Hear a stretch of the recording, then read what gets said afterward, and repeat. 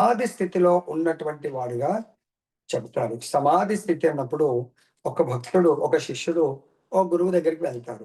ఇట్లా మనలాగానే మనం అప్పుడప్పుడు కొన్నిసార్లు బాగుంటుంది, కొన్నిసార్లు మనసు బాలేదు అని మనం బాధపడతా ఉంటాం. సో, అలాంటప్పుడు ఆ భక్తుడు తన గురువుగారి దగ్గరికి వెళ్ళి, గురువుగారు నాకు మనసంతా బాలేదు గురువుగారు. అంతా ఎలానో ఉంది, బాధతో ఉన్నాను" అంటే, సో, నేను చాలా స్థిరంగా సో, బాగుండాలనుకుంటున్నాను. ఈ ద్వంద్వాల నుంచి అతీతంగా ఉండాలనుకుంటున్నాను. సో, జయ అపజయాల పట్ల ప్రభావితులు కాకుండా ఉండాలంటున్నాను. మీరు ఏదైనా బోధన చెయ్యండి అని అడగడం జరిగింది. అప్పుడు ఆ గురువుగారన్నారు, ఆ ఆశ్రమానికి దగ్గరలో ఉన్నటువంటి ఒక శ్మశాన వాటిక ఉంది. గురువుగారంటారు, "మీరక్కడికి వెళ్లి, ఆ సమాధుల్లో ఉన్నటువంటి ఆత్మలను మీరు చాలా గొప్పగా పొగిడి రండి" అంటారు. అప్పుడు వెళ్తాడు. అక్కడ బోర్డులు చూసుకుంటూ సమాధికి, "అరే! మీరు ఆయన పేరు రామచంద్ర అంటే, మీరు రాముడు లాంటి వాడు, చంద్రుడు లాంటి వాడు. మీరు రామచంద్రుడి తల్లిదండ్రులు ఎలా సేవ చేశారో, మీరు సేవ చేశారు." అలా ఎంతో గొప్పగా పొగుడుతాడు. ప్రతి ఒక్కళ్ళ బోర్డులు చూసుకుంటూ అందరిని పొగిడేసేస్తాడు. సో, చాలా అందరిని పొగిడాడు గాబట్టి, చాలా మంచి మూడ్‌లో వస్తాడు. సో, గురువుగారి దగ్గరకొచ్చి, "గురువుగారు మీరు చెప్పిన విధంగా అందరినీ" కొందరు దుష్ట దుర్మార్గుల్ని గూడా తప్పనిసరి పొగడమన్నాడు గదా! ప్రతి ఒక్కరిని పొగిడారన్నట్టు. దాంట్లో కొంతమందున్నారు మూర్ఖులు, దుర్మార్గులు గూడా. అందరిని పొగిడాడు. ఇప్పుడు గురువుగారు అడిగారు, "మరి మీరు అంత గొప్పగా పొగిడారు గదా! వాళ్ళేమన్నారు ఇవి" అంటే, "వాళ్ళేమంటారు గురువుగారు, స్పందన లేదు. సమాధులు గదా! స్పందన ఏం లేదు" అంటాడు. "ఓకే. కూర్చోండి."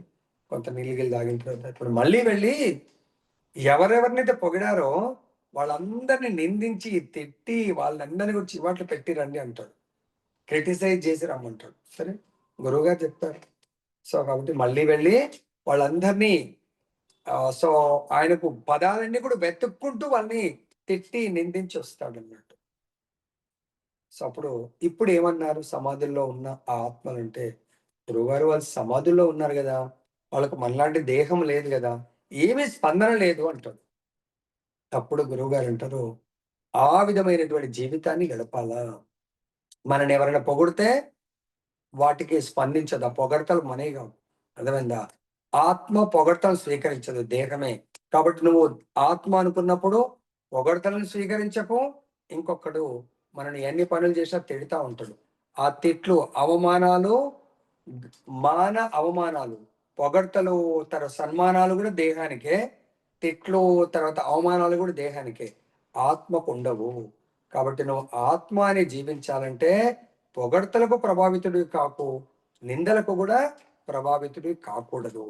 సో, ఇలా మనం ఈ స్థితికి చేరుకోవాలి అంటే, మనము నిత్యము అంటే చూడండి, మనకి ఈరోజు శుద్ధ భక్తుడి లక్షణాలు, మాట, వాళ్ళ భాష అంటే ఇవన్నీ గూడా మనకు భగవద్గీత ముందు ముందు చాప్టర్స్‌లో చెప్తారు. స్పెషల్‌గా భగవద్గీత 10వ అధ్యాయము 9వ శ్లోకంలో చెప్తున్నారు.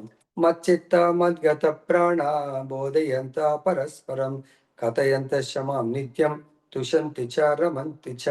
నా భక్తుల, నా శుద్ధ భక్తుల ఆలోచనలన్నీ గూడా నా యందే లగ్నమై ఉంటాయి.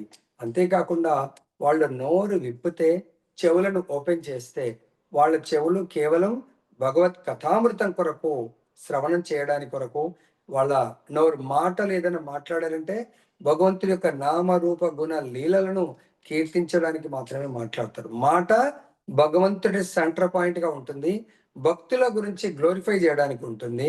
వాళ్ళ నడవడిక, వాళ్ళంతా గూడా ఆదర్శంగా వాళ్ళు ఏమైతే మాట్లాడతారో దాన్ని వాళ్ళ యొక్క నడవడికలో, ఆచరణలో చూయిస్తా ఉంటారు. వాళ్ళ యొక్క ఆలోచనలు ఇందాక చెప్పినట్టుగా వాళ్ళ మనస్సు నిండా ఆలోచనలంతా గూడా భగవంతుడికి సంబంధించినవి, భగవత్ సేవకు సంబంధించినవి, భగవంతుడి భక్తుల సేవకు సంబంధించినవి ఉంటాయి. వాళ్ళ భావన అంతా గూడా how best serve Krishna and Krishna భక్తాస్ అని ఆలోచిస్తా ఉంటారు తప్ప, వాళ్ళు ఎటువంటి అవమానాలకు ప్రభావితులు కారు. దీని గురించి మనము భగవంతుడు భక్తుల ద్వారా లీలలు చేస్తా ఉంటాడు. ఈరోజు ఏకాదశి కాబట్టి ఒక అద్భుతమైనటువంటి లీల. మహాభక్తులు ఎలా వాళ్ళ మాట, వాళ్ళ నడవడిక, ప్రవర్తన, వాళ్ళ భాష ఎట్లా ఉంటదో ఒక్క లీలలో మనం చెప్పుకోవచ్చు. సో, మనం పండరిపూర్ యొక్క పేరు వినంగానే గొప్ప భక్తుడు గుర్తొస్తాడు. ఎవరా భక్తుడు?